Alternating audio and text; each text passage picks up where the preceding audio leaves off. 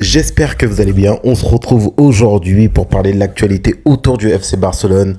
Bien évidemment, là, la grosse actu, c'est l'arrivée de Marcus Rashford, hein. Il est arrivé au Barça. Il devrait signer aujourd'hui. Vous allez voir, ça va s'enchaîner. Un truc de fou. Donc déjà, tout est signé, tout est pratiquement officiel. Il arrive à Barcelone. Donc voilà, c'est un prêt de 14 millions d'euros. Son salaire va être de 14 millions d'euros. Et un prêt avec option d'achat qui est fixé à 30 millions d'euros. Moi, comme je vous l'ai dit hier, ça, là, ce deal, Marcus Rashford, pour moi, on pourra dire ce qu'on veut, qu'il a baissé de régime, etc., etc. Mais pour moi, ça reste un braquage que le Barça a réussi à faire. Un très, très bon deal. Parce que au pire des cas, si franchement, il a du mal à confirmer, bah, il retourne à Manchester tout simplement. Mais ce joueur, il est tellement bourré de talent que ça m'étonnerait que ça se passe comme ça. Tout est fait pour que ça se passe bien. Il n'aura pas de pression. Il n'est pas parti pour être titulaire pour moi. Donc du coup, c'est un très très bon deal. En plus, 30 millions d'euros, c'est-à-dire que s'il fait une bonne saison, il pourra rester tout simplement. Les supporters du Barça, là, franchement, ils n'ont pas perdu de temps. On voit déjà qu'il est très bien accueilli dans les rues de Barcelone. Il y a déjà un tag. Bienvenue Rashford. C'est incroyable, hein. Franchement, c'est incroyable la hype qu'il y a autour de l'arrivée de Rashford. Il y avait beaucoup de satisfaction autour de l'arrivée de Nico Williams, mais je sais pas si c'était aussi, s'il y avait un engouement comme ça. Franchement, je sais pas pourquoi l'engouement, il est aussi fort. Ça, faudra vraiment faire des recherches là-dessus. Mais en tout cas, on voit que beaucoup de personnes sont contents de son arrivée. Jusqu'à, il y a des tags. Là, franchement, si on imaginez, on se reprend une clim. Non, là, il n'y a pas de clim, mais imagine seulement tu te reprends une clim alors que tout le monde est hypé. C'est sûr que la Porta et Deco, ils vont se manger une motion de censure juste après. Ah là, ça c'est l'arrivée de Marcus Rashford à Barcelone. Vraiment heureux. Mais comment ne pas être heureux quand tu rejoins le meilleur club du monde, Mesque Club. On voit les gars, je vous dis, pour moi là je suis content, je suis hypé et je suis positif. Je me dis que ça peut le faire parce qu'il est arrivé tôt. Enfin, c'est pas le plus tôt. Mais en tout cas, voilà, on est le 21 juillet. Il est arrivé avant la tournée en Asie. Donc, il va avoir le temps de monter en régime. C'est très bien, c'est très bien. Moi, le seul truc que je craignais, c'était qu'il arrive, vous savez, août, quand les matchs ils ont commencé, le dernier jour du mercato, comme ça a été le cas pour Joao Félix, Joao Cancelo. Je me dis même hein, que Joao Félix, si il était arrivé un peu plus tôt, qu'il y a eu une pré-saison un peu plus, qu'il avait le temps de s'adapter réellement, peut-être que ça aurait pu être différent aussi. Mais après, voilà, leur cas, il était complètement différent. Mais je vous dis, un joueur, quand tu as des joueurs comme ça, il faut que ça arrive tôt. Surtout quand tu es dans des clubs qui jouent complètement différemment. Manchester United, ça joue pas comme le Barça, hein. C'est pas pressing haut, etc. Eux, ils jouent plutôt sur un bloc médian, parfois même bloc bas contre les grosses équipes. Donc, il va falloir s'adapter, piège du hors-jeu, le pressing, etc., etc. Donc, c'est une très bonne chose qu'il arrive, voilà, là, qu'il arrive le 21 juillet, parce que ça va être officiel aujourd'hui. Les gars, le Here we go pour Rashford au Barça, c'est le troisième plus liké de l'histoire de Fabrizio Romano sur son truc là. Mbappé, c'était le premier avec 634. En même temps, c'est normal, hein. C'était The Grosse arrivée, la star qui est arrivée. Ensuite, Ronaldo à Manchester United parce que c'était le retour de l'enfant prodige. Et Rashford au Barça, 513K. En fait, je sais pas si on s'en rend compte. Ça veut dire que là, Rashford, encore moi, en fait, je pense que les gens, ils oublient, il vient pas parce que, genre, c'est très compliqué au Barça ou autre. Lui, il vient en tant que 12e joueur, 13e joueur. Regardez la hype qu'il y a autour. Ce club, il est trop spécial. Après, on va pas se mentir aussi, hein. Rashford, il a de la hype aussi autour de lui. Même si on entendait moins parler de lui ces derniers temps que c'était compliqué, ça reste un joueur qui a de la hype. Donc, c'est un peu normal qu'il y ait de l'engouement autour. Mais à ce point-là, franchement, c'est abusé. C'est abusé. Ah ouais, là, franchement, on met bien Fabrizio, hein. Fabrizio, tu dois être bien envers nous s'il y a des petites infos et tout, hein, sur des clauses libératoires de Julian Alvarez, hein. Faut faire croquer un peu parce que regarde ce qu'on te permet de faire, là. Hein. Ah, croyez pas, hein. Même lui, Fabrizio, il prend de l'argent quand il y a autant de lags, vous savez, les rémunérations là sur les réseaux, etc. Donc, franchement, on le fait manger, le Fabrizio. On enchaîne avec Lamine Yamal qui commente la story de Marcus Rashford. Je vous ai dit, on sent, il va être bien accueilli, il va être très très bien. Pour moi, il y a tout qui est fait pour que ça marche super bien. Il a l'air d'avoir une certaine connexion avec beaucoup de joueurs du Barça là actuellement. comment ça peut rater? Comment ça peut flopper réellement? Franchement, je vois pas comment ça peut flopper. Franchement, à part si il est finito, mais ça m'étonnerait. Les gars, on a un magicien, Hansi Flick, il va le remettre sur pied. En plus, il s'entend déjà bien avec les joueurs du Barça.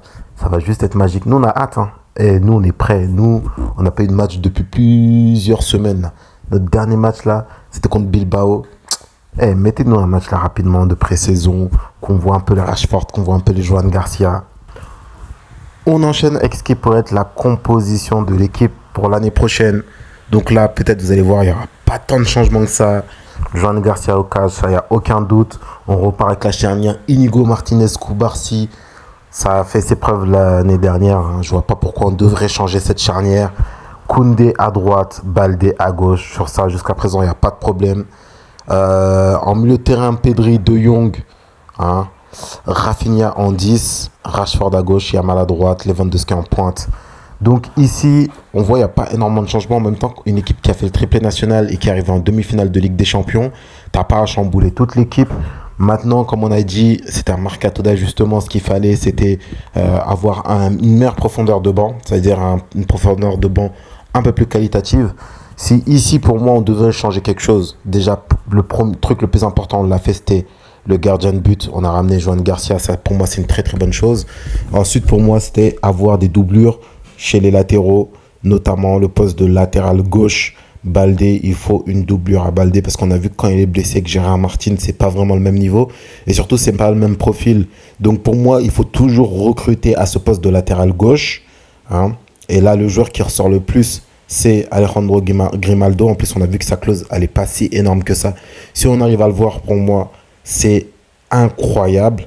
Après, à droite, aller chercher un Dumfries, je sais pas si c'est une bonne idée réellement. On a vu que l'année dernière, franchement, ça s'entendait super bien. Koundé, Yamal, c'était complémentaire surtout.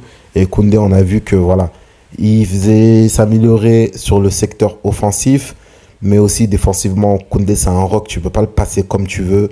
Dumfries, c'est un profil complètement différent. Je me demande si ça ramènerait pas du trop gros déséquilibre. Ça, c'est si Yamal, il est amené à aller un peu plus dans l'axe. Je me dis, ouais, ok, Dumfries, ça pourrait être intéressant. Mais là, comme ça, aller chercher Dumfries. Là, tout de suite comme ça, en fait, j'arrive pas.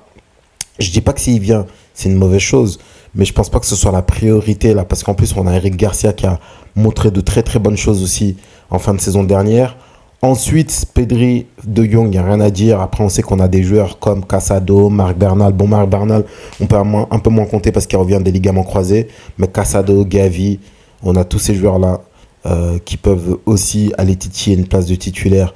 Peut-être pas pour déloger Pedri, mais je me dis sur certains matchs, quand ça peut être compliqué, quand tu as besoin d'un profil différent, tu peux mettre Casado peut-être à la place de De Jong, tout simplement.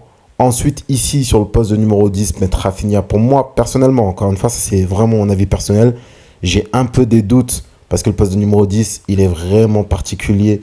Rafinha, si tu veux le faire changer de place, si tu veux pas le mettre à gauche, parce qu'il dribble pas et qu'il colle pas la ligne, pour moi, il faudrait le mettre au poste de numéro 9 comme le PSG le fait. Et comme on l'a fait aussi au Barça à plusieurs reprises aussi, hein. Déjà avec Messi, aussi avec Dembélé aussi. À un moment, on le mettait en poste de numéro 9, entre guillemets, faux numéro 9. On pourrait faire la même chose avec Rafinha pour moi. C'est un poste qui pourrait complètement lui convenir. Si avec Lewandowski c'est compliqué. Et pour moi, dans ce 11, il faut absolument remettre Olmo parce qu'il est super important. N'oubliez pas les gars que Dani Olmo, l'année dernière, il n'a pas eu de pré-saison. Là, il va avoir une pré-saison. Il va avoir le même type de préparation que Pedri a eu. Donc pour moi, voilà, c'était sa première saison. Il faut lui laisser un peu plus de temps. N'oubliez pas, on a un joueur aussi comme Fermin Lopez qui va aussi monter en puissance. Pour moi, il va encore passer à notre cap. À droite, il n'y a rien à dire. En plus, on a une doublure avec Ronny Bargi. Et à gauche, pour moi, c'est Rafinha le titulaire à gauche. Et en remplaçant ou en concurrent, c'est Rashford. Et même, je dirais, Rashford, il peut être concurrent, remplaçant à gauche et même en pointe. Lewandowski en pointe, il n'y a pas de souci. Mais on a beaucoup de solutions aussi en pointe. On peut avoir du Ferran Torres. Parce qu'il ne faut pas l'oublier, il a fait une très bonne saison. Il ne faut pas cracher sur ces saisons-là. Du Rashford aussi maintenant du coup et du Rafinha, mais moi je suis vraiment pour tester Rafinha plutôt dans un poste de numéro 9 faux numéro 9 si vous voulez, plutôt que le mettre comme ça en milieu avancé. Ou alors, voilà, c'est vraiment mon avis personnel. Mais je vous dis, les gars, si on réussit à avoir un latéral gauche, cette équipe, elle fera complètement peur. Franchement, super hypé, super content par la arrivée de Rashford. Le mercato n'est pas terminé. Il y a des rumeurs sur des latéraux. On verra ce qu'il y a. Ça va donner, ce qui va se passer. Voilà, les gars, j'espère que ça vous aura plu. N'hésitez pas à liker, à vous abonner, à me dire ce que vous pensez par rapport à tout ça. Sur ce, moi, je vous dis à très bientôt. Passez une bonne journée. Ciao, ciao.